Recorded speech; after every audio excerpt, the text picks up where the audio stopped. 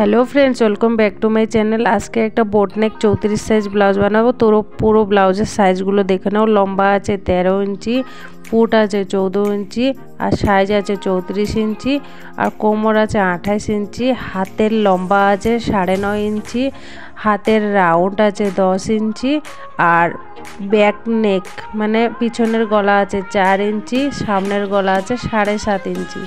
तो साइजगुलो तो देखिए दिচ্ছি, এবার চলো ব্লাউজটা কাটিং করা যাক।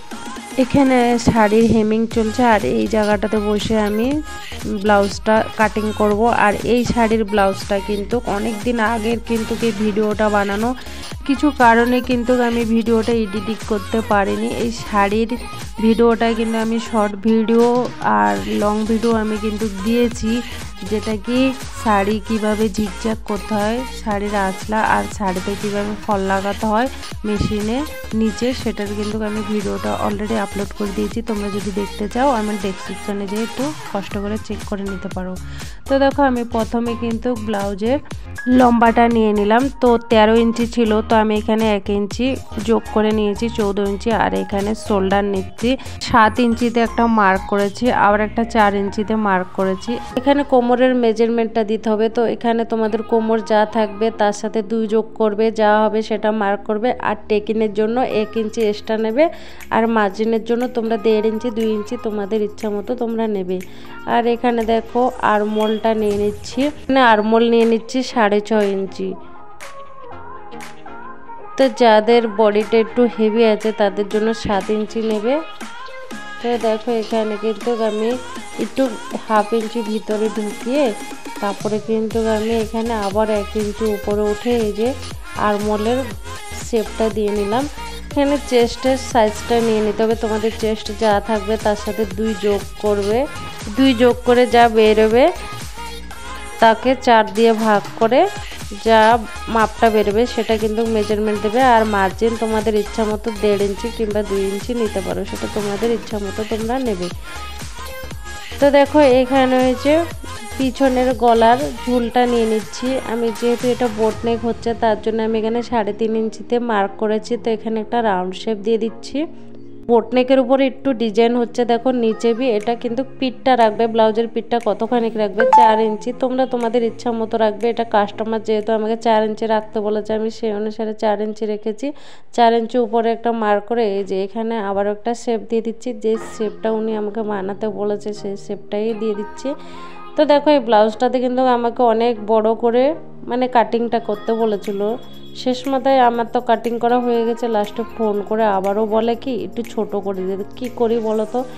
তারপরে দেখো শোল্ডারটা কিন্তু আরমোলের দিকে কিন্তু হাফ ইঞ্চি ডাউন করে কিন্তু একটা মার্ক করে দিয়েছি। তো সেই মাপে কিন্তু আমি ব্লাউজটা কাটিং করে নিচ্ছি। প্রত্যেকটা ব্লাউজের কিন্তু সাইজ কিন্তু পিছনের কি সামনের এভাবে হয়, যেটা আমি বলেছি চেস্টে যা থাকবে তার সাথে 2 যোগ করে যা ভাগ হবে সেটা। আর কোমরের কিন্তু সেরকম যা তোমার কোমর থাকবে তার সাথে 2 যোগ করে যা বেরোবে সেটাকে 4 ভাগ করে মেজারমেন্ট ফেলতে হয়। ব্লাউজ বলো ড্রেস বলো এরকমটাই কাটিং করতে হয়। এবার তোমাদের ইচ্ছা মতো তোমরা মার্জিনটা রাখতে পারো। তো দেখো পিছনের পার্টটা রেখে কিন্তু আমি সামনের পার্টটা কাটছি। সামনের পার্টটা যেহেতু এটাতে টেকিং ব্লাউজ হবে, তো আমি পিছনের পার্টটা রেখে আমি সামনের পার্টটা কাটিং করছি। আমি কিন্তু এই 3 ট্যাক্স 4 ট্যাক্স ব্লাউজগুলো আমি আমার আইডিয়া থেকে আমি কাটিং করি। আর যতজনে পরে সবাই বলে খুব সুন্দর এসেছে শেপগুলো। তো তোমরা যদি পুরো ভিডিওটা দেখতে চাও এরকম 3 ট্যাক্স 4 ট্যাক্সের সামনের কাটিংগুলো, তো তোমরা কমেন্ট করলে আমি অবশ্যই তোমাদেরকে দেখাবো। তো দেখো আমি কিন্তু এইভাবে কাটিং করি। আর তোমরা যদি বলবে আমি পুরো ডিটেলসে একটা ভিডিও করে তোমাদেরকে দেখাবো যে কিভাবে কাটিং করতে হয়, কীভাবে সেলাই করতে হয়, তোমাদের একটা ভিডিওতে দেখাবো। তো তোমাদের কমেন্ট করতে হবে, নাহলে আমি কি করে বুঝবো বলো তোমরা দেখতে চাও কিংবা শিখতে চাও কি না। তো দেখো আমি কিন্তু এইভাবে কাটিং করি। এটা কিন্তু এই কাস্টমারটার ব্লাউজটা দিয়েছে।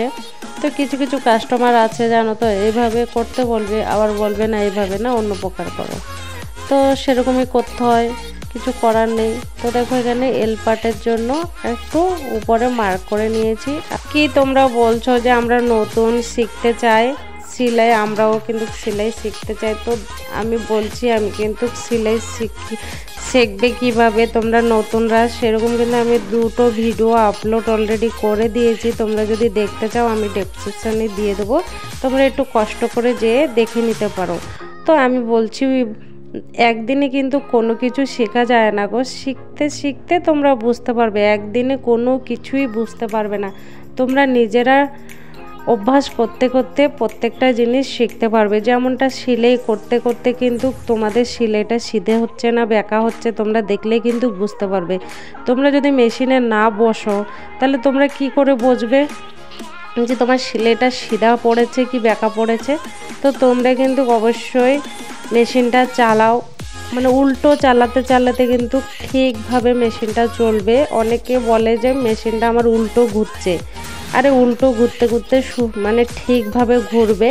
তো তোমরা যদি উল্টো ঘোরাতে পারো মেশিনটা, তো ঠিকভাবেও ঘোরাতে পারবে। তো সেটা একটু তোমরা দেখে, আমি তো তোমাদের পাশে নেই যে হাতে ধরে শেখাতে পারবো বলো, তো তোমরা একটু দেখে একটু বোঝার জন্য চেষ্টা করো। তো তোমরা আর কি ধরনের ভিডিও তোমরা দেখতে চাও অবশ্যই কমেন্ট করো। তো একবার ভিডিওটা দেখে যদি তোমরা সেলাইটা শিখতে না পারছো, আরেকবার দেখো না, কি আছে তাতে? একবারে কোনো কিছু সফল হওয়া যায় না, বারংবার না দেখলে কোনো কিছু একবারে আমরা কিছুই শিখতে পারবো না। তো সেরকম একবার ফেল হলে কী হয়েছে, বারংবার ট্রাই করো, অবশ্যই তোমরা পাস হবে। তো দেখো এবার এল পার্টটা কাটিং করছি। তো তোমরা অনেকেই ভিডিওটা দেখো কিন্তু কোনো কমেন্ট করো না। আরে আমি তো ভিউজ পেয়ে যাচ্ছি, ওয়াচ টাইমও পেয়ে যাচ্ছি, তোমরা কি পাচ্ছ বন্ধুরা? তো তোমাদের ভিডিওটাও দেখার জন্য আমাকে একটু সুযোগ করে দাও না, একটা কমেন্ট করলেই কিন্তু আমি তোমাদের ভিডিওতে যেয়ে পৌঁছে যাব। তো যা হোক, অনেক কথা বলে ফেললাম। তো দেখো কাটিংটা এভাবে কিন্তু করছি। তো এটা কিন্তু এল পার্ট কাটিং করছি। তো আমাদের সামনের পার্টের থেকেও কিন্তু এল পার্টটা 2 ইঞ্চি ছোট করতে হবে, যেহেতু আমি নিচে টেকিন পড়বে, তার জন্য কিন্তু 2 ইঞ্চি ছোট করে কিন্তু আমি এল পার্টটা কাটিং করছি। তো তোমাদের কাদের আমার এই সেলাইয়ের ভিডিও ভালো লাগে অবশ্যই কমেন্ট করে বলবে। আর তোমরা কারা শিখতে চাও, প্রথমে কিন্তু আমি 2টো ভিডিও অলরেডি আপলোড করে দিয়েছি। প্রথম একটু আগেও আমি বলেছি যে সেলাই মেশিন কিভাবে চালাবে, তোমরা যারা নতুন আছো সেলাই মেশিন চালাতে পারো না, তো সেই ধরনের 2টো ভিডিও কিন্তু সেই রিলেটেড 2টো ভিডিও কিন্তু অলরেডি আমার চ্যানেলে দেওয়া আছে, আমি ডেসক্রিপশনে দিয়ে দেবো, তোমরা একটু চেক করে নেবে। একটু কষ্ট করে তোমাদের যাদের ইচ্ছা আছে শেখার তারা একটু দেখে নেবে। আর যারা তো জানো তাদের জন্য তো কোনো কথাই নেই, খুবই ভালো তোমরা এভাবে কাজ করো। সাথে কথা বলে এই যে এল পার্ট কাটিং করা গেছে, এবার হাতাটা কাটিং করছি। হাতার রাউন্ডটা প্রথমে তোমরা ফিতে দিয়ে মেপে নেবে কতখানি রাউন্ড আছে, সেই অনুসারে কিন্তু কাপড়ের উপরে আবারও বরাবর আছে কিনা দেখবে। আর যারা টেকিন ব্লাউজ করো তারা কিন্তু 1 ইঞ্চি রাউন্ড কম করে কাটবে, যেটা যেহেতু তোমাদের ব্লাউজের রাউন্ডটা যা থাকবে তার থেকে 1 ইঞ্চি রাউন্ড কম করে কাটবে। আর যেগুলো ব্রা কট ব্লাউজ কাটবে সেগুলোতে 1/2 ইঞ্চি রাউন্ড কম করে কাটলেই হয়ে যাবে। আর এখানে দেখো তলপাটও আমি 1/2 ইঞ্চি নিচে রেখে তলপাটও আমি কাটিং করে নিচ্ছি দেখো। আর মার্জিনও কিন্তু আমি দিয়ে দিয়েছি 1.5 ইঞ্চি মার্জিন রেখেছি, যা আমার সাইজ তার থেকে আমি 1.5 ইঞ্চি মার্জিন রেখেছি। কাপড়ের উপরে ব্লাউজটা কাটিং করে নিয়েছি, এবার মেন ফেব্রিকের উপরে রেখে কাটিং করব। তার আগে আমি পিছনের পার্টটা যে বোট নেক করেছি তার আগে যে মার্কগুলো করেছি, তো মার্কে আমি কাটিং করে নিই। তো তোমরা পুরো ভিডিওটা দেখতে থাকো।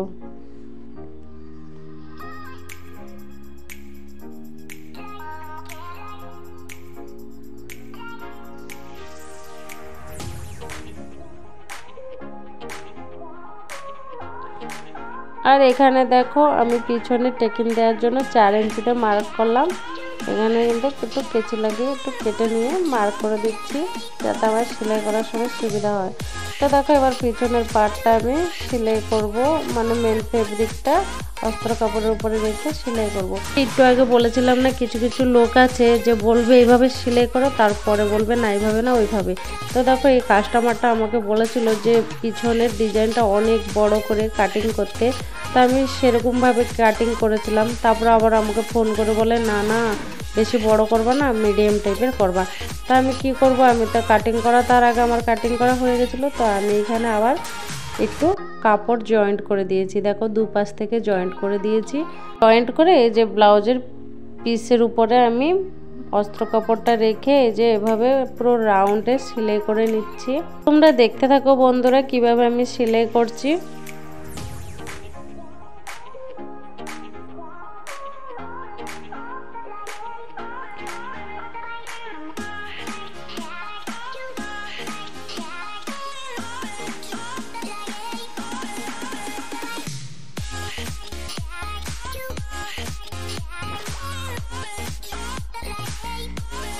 এই যে অস্ত্র কাপড়ের উপরে মেন ফেব্রিক সেলাই করা আমার কমপ্লিট। আমি পেপার পেস্টিং এর সেলাই করে উল্টিয়ে দেবো, তাহলে কি হবে সে মানে ডিজাইনটা খুবই সুন্দর ফিনিশিং দেখা যাবে। তো দেখো আমি পেপার পেস্টিং দিয়ে এবার তার উপরে আমি আবারও সেলাই করছি। যে ডিজাইনটা আমি রাখতে চাচ্ছি সেই ডিজাইনটার মতো আমি আবারও কিন্তু এভাবে সেলাই করে দিচ্ছি ডিজাইনে কিন্তু। এভাবে কিন্তু সেলাই করলে কিন্তু খুবই সুন্দর ফিনিশিং আসে। বক্রম দিয়ে যদি এভাবে কোনো ড্রেসের বলো কিংবা যে কোনো ব্লাউজের গলায় যদি এরকম বক্রম দিয়ে সেলাই করা যায় খুব সুন্দর কিন্তু ফিনিশিং আসে। তো এভাবে আমি বক্রম দিয়ে দিয়েছি দেখবে। আর মানে অস্ত্র কাপড়ের উপরে না এরকম যে ডবল যে কাপড় আমি জয়েন্ট করেছি সেটা কিন্তু আর দেখা যাবে না। যে দেখো আমি গলার ডিজাইনটা যেরকম বড় করে করেছিলাম তারপরে বলেছে ছোট করতে, যে ছোট করেছি যখন তখন কিন্তু এখন আমি যেটা পেপার পেস্টিং দিয়ে সেলাই করছি সেটা দেখা যাবে না। আমি একটু পরে তোমাদেরকে দেখাচ্ছি। দেখো তো এবার দেখো বক্রমটা আমি উল্টে দিচ্ছি। এবার দেখো উল্টে আমি দেখাচ্ছি। দেখো আর কিন্তু আমি যে বড় হয়ে গেছিলো গলার ডিজাইনটা কাটিংটা, তো আমি কাপড় সেটিং করেছি। তো দেখো একটু কিন্তু দেখা যাচ্ছিল না। তো দেখো এবার আমি এখানে পাইপিং সেট করে দিচ্ছি। তো বলেছিল পাইপিং দিয়ে দিতে, তো আমি ভেবেছিলাম অন্য প্রকার করে পাইপিংটা লাগাবো, ভিতর থেকে লাগাবো, কিন্তু সেটা আর আমার হলো না। কেন, যেরকম যে আমি ডবল করে কাটিং করে আবার কাপড় লাগিয়ে সেট করে যে ডিজাইনটাকে ছোট করেছি তার জন্য কিন্তু আমি আর ভিতরে পাইপিংটা দিয়ে সেলাই করতে পারলাম না। তার জন্য আমি উপর থেকে পাইপিং দিয়ে সেলাই করছি। ভিতর থেকে যদি পাইপিং দিয়ে সেলাই করতাম আরও ফিনিশিং আসতো ডিজাইনটা। তো আমি সেটা আর পারলাম না, যেহেতু আমি ভিতরে প্রথমে আমার কাটিংটা বড় হয়েছিল, মানা করেছে ছোট করে দিতে, তার জন্য কিন্তু আমি বাইরে থেকে লাগালাম। তো আজকের ভিডিওটা অনেকটা বড় হয়ে গেছে, তোমাদের সাথে কথা বলতে বলতে অনেকটা বড় হয়ে গেল ভিডিওটা। তো দেখো এখানে কিন্তু কোনো দড়ি লাগবে না, হুক লাগাবো। তো দেখো এবার দেখো উল্টো পিঠটা করেছি, দেখো কতটুকু ফিনিশিং এসেছে, একদমই জানা পড়ছে না যে এক্সট্রা কাপড় জয়েন্ট করেছিলাম বলে। তো এখানে দেখো এবার একটা চাপ সেলাই দিয়ে দেবো।